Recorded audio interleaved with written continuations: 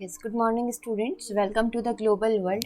Session को आज हम लोग यहाँ पर स्टार्ट करेंगे। आज के सेशन में हम लोग यहाँ पर मनोरंजन के साधन के बारे में पढ़ने वाले हैं, जिसमें आप लोगों को टेलीविज़न, चलचित्र, रेडियो, नाटक, नौटंकी, संगीत, नृत्य, डिस्को, हास्य रस गोष्ठी, कवि सम्मेलन, जादू, सर्कस, मेला, खेल, ये जितनी भी कैटेगरी होती है ये आपके मनोरंजन की श्रेणी में आती है। अब हमारा मेन टास्क ये होता है कि आपको ये पता करना होता है कि इससे जो क्वीज़ बनेगी वो किस तरीके की बनेगी और इसमें क्या क्या थ्योरी आपसे पूछी जा सकती है। ठीक है, तो वही सारी चीज़ें आज के सेशन में हम लोग डिस्कस करने वाले हैं।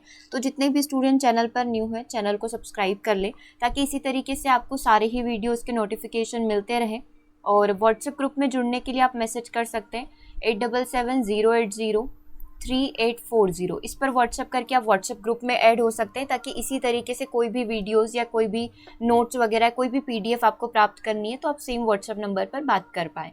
ओके, सेशन को स्टार्ट करते हैं। जैसे कि आप सभी को पता चला कि ये मनोरंजन के साधन की कैटेगरी होती है। ये सारी की सारी कैटेगरी जो है ये किस में आती है? मनोरंजन के अंदर आती है। हम लोग डायरेक्टली क्वीज से स्टार्ट करेंगे, है ना। मतलब एक वन लाइनर क्वीज हम लोग कर लेते हैं, क्योंकि थ्योरी में आप वही देखेंगे कि जादू क्या होता है, सर्कस क्या होता है, मेला क्या होता है, कुछ बेसिक सी चीज़ें जो हम लोग जानते ही हैं, है ना। हम लोग डायरेक्टली क्वीज कर लेते हैं कि किस तरीके के क्वेश्चन आपसे पूछे जाते हैं। तो सबसे पहले पॉइंट की यदि हम लोग बात करें, मनोरंजन शैक्षणिक खेलों से क्या अभिप्राय? मनोरंजनात्मक तो होंगे, इंटरटेनमेंट बेस्ड तो होंगे, लेकिन वो शिक्षा से संबंधित होंगे। तो मनोरंजनात्मक शैक्षणिक खेल यदि हम लोग बात करें तो ये वो खेल होते हैं जिनमें मनोरंजन भी होता है, साथ ही हमें शिक्षा भी प्राप्त होती है, राइट। सेकेंड पॉइंट की बात करें तो मानसिक थकान को दूर करने के लिए आप क्या कर सकते हैं? यदि आप लोग देख रहे हैं बहुत लंबे समय तक बच्चे पढ़ रहे होते हैं तो हम लोग देखते हैं कि उन्हें हम लोग बीच में कुछ गेम्स वगैरह भी करवा लेते हैं। तो हम लोग क्या कर सकते हैं? मनोरंजन के साधनों का यहाँ पर प्रयोग कर सकते हैं, राइट। ये आपका सेकेंड क्वेश्चन हो गया। थर्ड क्वेश्चन देखें, किन्हीं भी दो मनोरंजनात्मक शैक्षणिक खेलों के नाम बताइए जिसमें मनोरंजन भी होगा, साथ में शिक्षा भी हो जाएगी। स्पर्शन दौड़ का खेल हो सकता है, दो दलों का खेल यहाँ पर हो सकता है, दो दलों के बीच में कंपटीशन हो सकता है। तो कुछ ना कुछ बच्चे यहाँ पर मॉरल वैल्यूज़, कुछ नैतिक गुणों को सीखेंगे और साथ में उनका यहाँ पर फिजिकल एक्टिविटी भी हो जाएगी। ठीक है, क्वेश्चन नंबर 4 की बात करेंगे तो प्राचीन काल में मनोरंजन के साधन के नाम बताइए। अब आपके जो क्वीज बनते हैं ना वो यहाँ से बनते हैं कि ये लोक नृत्य किस राज्य का है, ये लोकगीत कहाँ का है। जैसे आपको एमपी के तो सारे पढ़ने ही होंगे, आप राजस्थान का एग्जाम दे रहे हो तो रीट के सारे पढ़ने पड़ेंगे। यूपी टेट आपका आ रहा है तो यूपी टेट के सारे मेले उत्सव सभी आपको पढ़ना पड़ेंगे। ये चीज़ें आपकी स्टेट वाइज होती है और कुछ कॉमन आपसे जो कॉमन स्टेट्स होते हैं लाइक असम का बिहू हो गया, ऐसे कुछ नृत्य के बारे में आपसे पूछ लिया जाता है। ठीक है, तो वही सारी चीज़ें आज के सेशन में हम लोगों को डिस्कस करना है। तो मनोरंजन के साधनों के बीच में हम लोग देख सकते हैं लोक नृत्य हो सकता है, लोकगीत हो सकते हैं, भजन, ये सारे हमारे मनोरंजन कैटेगरी में आते हैं। अब थोड़ा सा थ्योरी हम लोग पढ़ेंगे। इनका शैक्षणिक महत्व हमें देखना है कि इनका शैक्षणिक महत्व क्या होता है।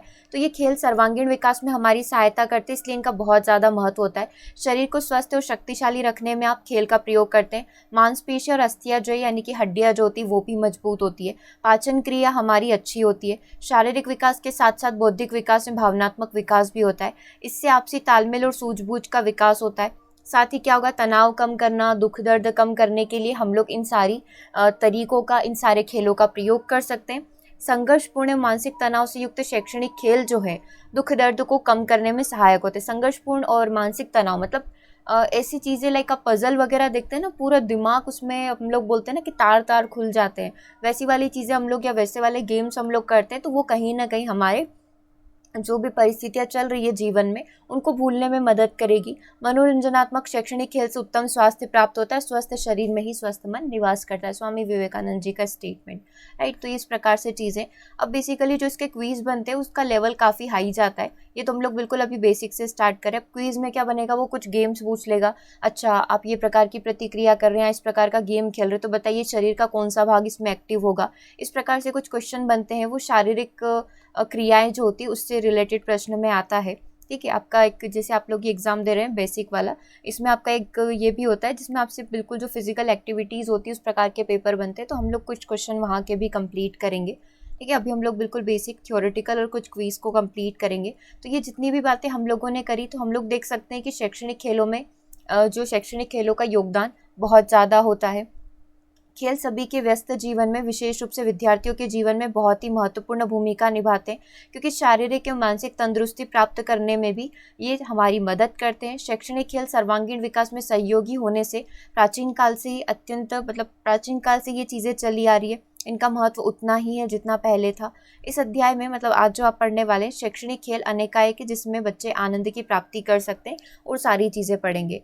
जो मैं आपको बता रही थी अभी उसका नाम है शारीरिक शिक्षा। आपके जितने भी क्वेश्चन वगैरह बनते हैं वो एक शारीरिक शिक्षा करके एक चैप्टर आता है, उससे बनते हैं। उसमें सारे ही खेल से होने वाले लाभ और इन सभी से होने वाली चीज़ों के बारे में, फ़ायदों के बारे में बताया जाता है। ठीक है, अब हम लोग यहाँ पर लाभ की बात कर लेते हैं। सबसे पहले यदि बात करें कि मनोरंजन खेल जो होते हैं उनसे क्या क्या लाभ होते हैं, ठीक है, तो ये उत्तम स्वास्थ्य के लिए मनोरंजनात्मक खेलों के क्या क्या लाभ हो सकते हैं।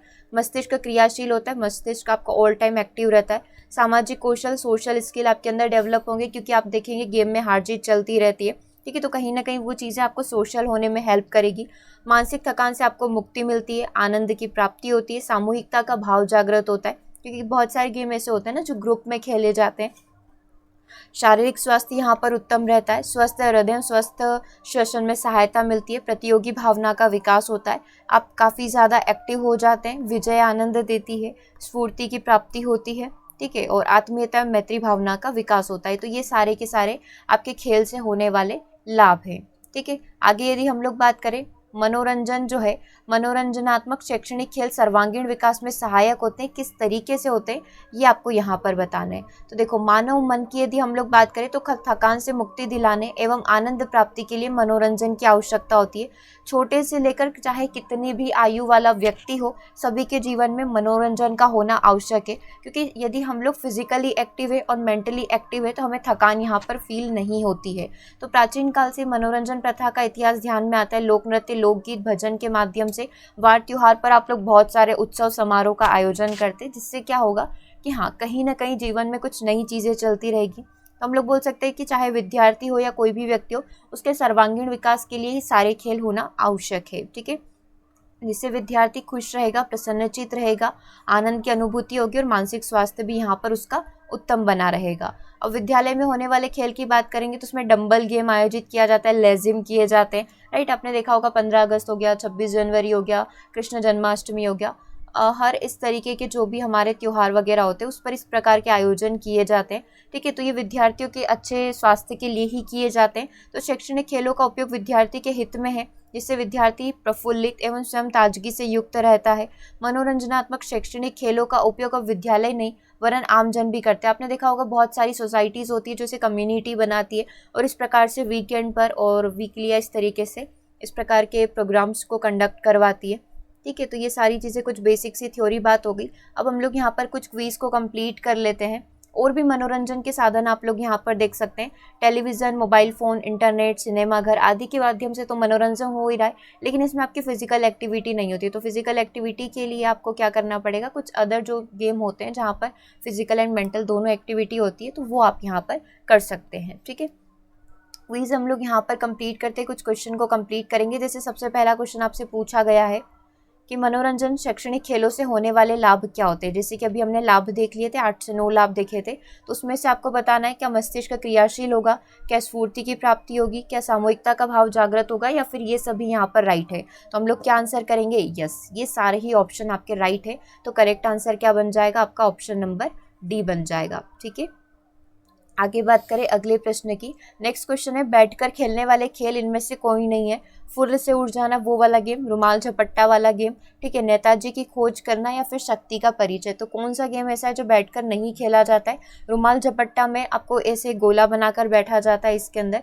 ठीक है, और एक व्यक्ति दौड़ रहा होता है इसके आगे पीछे, तो ये बैठकर खेलने वाला गेम नहीं है। कौन सा, रुमाल झपट्टे वाला। ठीक है, और भी इस तरीके के कोई किसी भी प्रकार के हम लोग जो गेम खेलते हैं जिसका परिचय आपको एनसीईआरटी की बुक में दिया गया होगा, वो क्वेश्चन आपके यहाँ पर बन सकते हैं। अगला प्रश्न हम लोग कर रहे हैं, मन को आनंदित करने वाले गेम यहाँ पर कौन से होते हैं। मन को आनंदित करने के लिए क्या आवश्यक है, तो मन को आनंदित करने के लिए मनोरंजन की आवश्यकता होती है। मनोरंजन के आधुनिक साधन क्या क्या हैं, टेलीविज़न, मोबाइल फ़ोन, इंटरनेट, सिनेमाघर आदि आपके मनोरंजन के आधुनिक साधन हैं। यदि हम लोग बात करें कि कौन से गुणों का विकास होगा मनोरंजन खेलों से, तो शैक्षणिक गुणों से स्फूर्ति का, सामूहिकता का, सूझबूझ का आदि गुणों का यहाँ पर विकास होता है। ये क्वेश्चन नंबर 3 कंप्लीट हुआ। देखो अब सबसे इम्पॉर्टेंट आता है रीड के लिए, तो ये बहुत ही ज़्यादा इंपॉर्टेंट है, साथ ही एमपी टेट वालों के लिए भी बहुत इंपॉर्टेंट है। कठपुतली का खेल आपको पढ़ना पड़ेगा, इसमें जितने भी टाइप होते हैं वो सारी चीज़ें हम लोग यहाँ पर पढ़ेंगे। तो देखो विश्व में सबसे प्राचीनतम रंगमंच पर खेला जाने वाला मनोरंजक कार्यक्रम में से एक है कठपुतलियों का गेम। ठीक है, कठपुतलियों को विभिन्न प्रकार के गुड्डे गुड़ियों जोकर आदि पात्रों के रूप में बनाया जाता है, आप देख सकते हैं।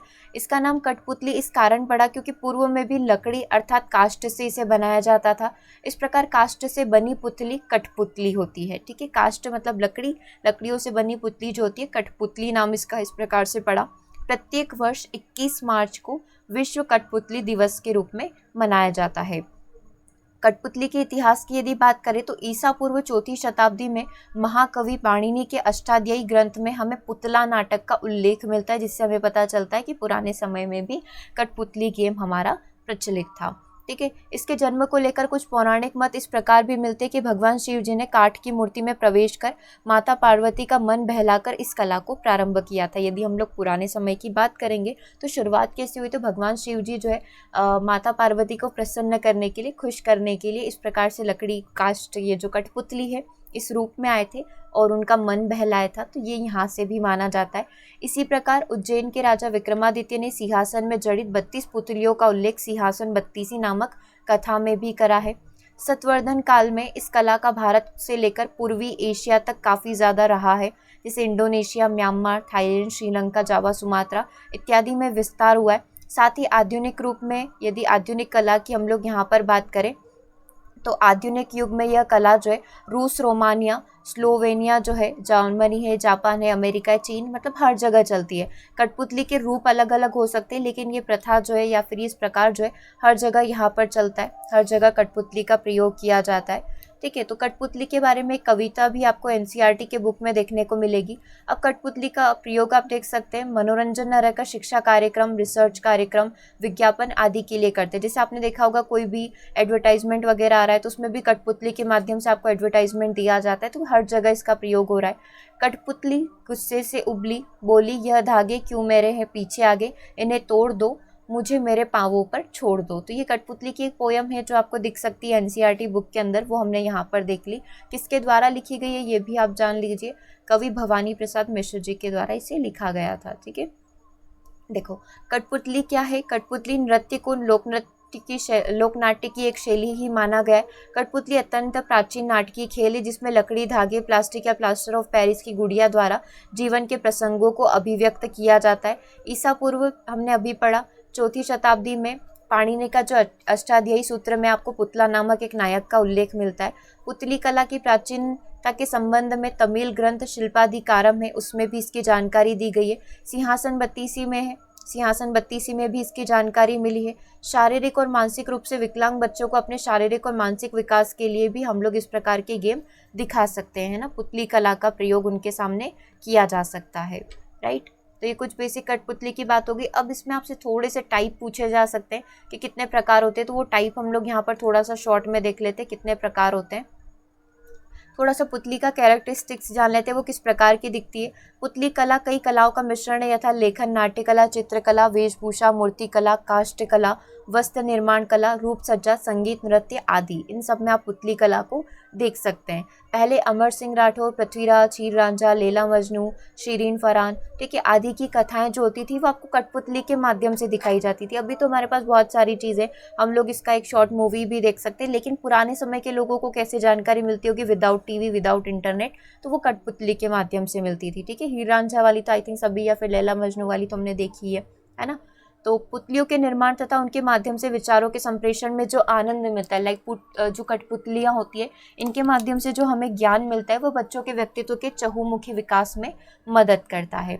भारत में आपको सभी प्रकार की पुतलियाँ देखने को मिल सकती है। धागा पुतली होती है, छाया पुतली होती है, छड़ पुतली होती है, दस्ताना पुतली होती है। अभी कैसे होती है नाम से ही आपको समझ में आ जाएगा। देखो धागा पुतली जो होती है वो डायरेक्टली आपके धागों पर चलती है। ठीक है, इनका अंगों का संचालन ऊपर उंगलियों के आधार पर हम लोग धागों के माध्यम से करते हैं। राजस्थान, ओडिशा, कर्नाटक, तमिलनाडु आदि में आप इस प्रकार की पुतलियों को देख सकते हैं। राजस्थान की कठपुतली उड़ीसा में से कुंदई के नाम से, कर्नाटक में से गोम्बे अट्टा के नाम से और तमिलनाडु में से बोम्माल अट्टा के नाम से जाना जाता है। ये क्वेश्चन आई थिंक आपका कहीं पूछा हुआ है, तमिलनाडु का बोम्माल अट्टा, तो आप एक बार इसे देख सकते हो, राइट। छाया पुतली की बात करेंगे तो छाया पुतलियाँ चपटी होती है, चमड़े से बनाई जाती है, इसे पर्दे के पीछे से, ये आपको कठपुतलियाँ डायरेक्टली नहीं दिखेगी। आपने देखा होगा कि एक आई थिंक किसका था वो, डेयरी मिल्क वाला एडवर्टाइजमेंट भी आया था, उसमें आपको कठपुतली नहीं दिखाई जाती, सिर्फ उनकी शेडो, उनकी परछाई दिखाई जाती है। तो ये वो छाया पुतली होती है। इसमें पर्दे के पीछे से इन्हें प्रदीप्त किया जाता है। पुतली का संचालन प्रकाश स्रोत तथा पर्दे के बीच से किया जाता है। ये छायाकृतियाँ रंगीन भी हो सकती है, करेक्ट है। छाया पुतली की यह परंपरा ओडिशा, केरल, आंध्र प्रदेश, कर्नाटक, महाराष्ट्र और तमिलनाडु में प्रचलित है। मतलब छाया दिखाई जाएगी, उनकी परछाई दिखाई जाएगी, कठपुतलियाँ डायरेक्टली आपको सामने नहीं दिखाई जाती है। तोंगुल गोम्बे अट्टा कर्नाटक में, तोलू बोम्माल अट्टा आंध्र प्रदेश में, रावण छाया इसको ओडिशा में, ठीक है। तो ये कठपुतलियों के नाम हो गए जो अलग अलग नाम से इन्हें अलग अलग स्टेट में पुकारा जाता है। छड़ पुतली की बात करेंगे। छड़ पुतली वैसे तो दस्ताना पुतली का ही एक प्रकार होता है, लेकिन ये उससे काफ़ी बड़ी होती है तथा नीचे स्थित छड़ों यानी कि डंडे पर यह आधारित रहती है और उन्हीं से संचालित होती है। आपने देखा होगा बहुत सारे मेले के अंदर जो बहुत लंबे लंबे आदमी होते हैं, मतलब वो नीचे तो इस प्रकार की स्टैंड लगा कर रखते हैं और उसके ऊपर वो खड़े होकर चलते हैं, ठीक है। तो ये रियल इंसान इस एक्टिविटी को करते हैं। तो इस प्रकार की पुतली को छड़ पुतली यहाँ पर बोला जा सकता है। पुतली कला का रूप वर्तमान समय में पश्चिम बंगाल और ओडिशा में देख सकते हो। बंगाल का पुत्तल नाच, बिहार का यमपुरी आदि छड़ पुतली के उदाहरण हैं। उड़ीसा की छड़ पुतलियाँ बहुत छोटी होती है।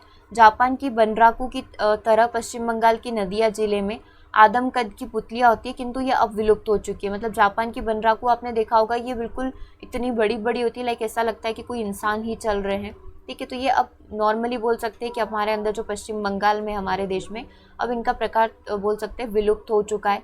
आगे यदि हम लोग बात करेंगे दस्ताना पुतली की, तो देखो इसके अंदर क्या होता है, इसे भुजा कर या हथेली पुतली भी कहा जाता है।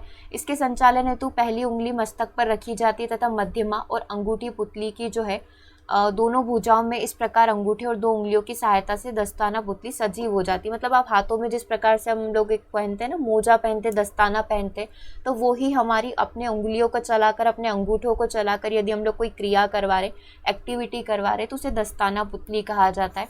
तो ये दस्ताना पुतली होता है, मतलब अपनी फिंगर्स, अपना हाथ जो है वो यहाँ पर एक्टिविटी कर रहा होता है। तो ये दस्ताना पुतली हो गई। पावाकुथु की यदि हम लोग यहाँ पर बात करें तो केरल के पारंपरिक पुतली नाटकों को पावाकुथु कहा जाता है, ठीक है। केरल में यदि एक्टिविटी हो रही तो इसे पावाकुथु के नाम से जाना जाएगा। इसका उद्भव 18वीं शताब्दी में हुआ है। वहाँ के प्रसिद्ध शास्त्रीय नृत्य नाटक कथकली के पुतली नाटकों पर पड़ने वाले प्रभाव के कारण हुआ है। आपको पता है केरल कथकली प्रसिद्ध है, तो वहाँ के ही नाटक को देखते हुए इस प्रकार से ये प्रसिद्ध हुआ है।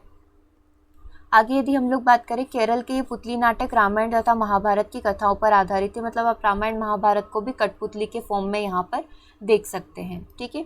तो ये हम लोगों ने थोड़े मनोरंजन के साधन की बात कर ली। इसमें आपके राज्य के प्रमुख मेले भी आते हैं, ठीक है। तो इसमें हम लोग सारे ही स्टेट के मेलों के बारे में डिस्कस कर लेंगे।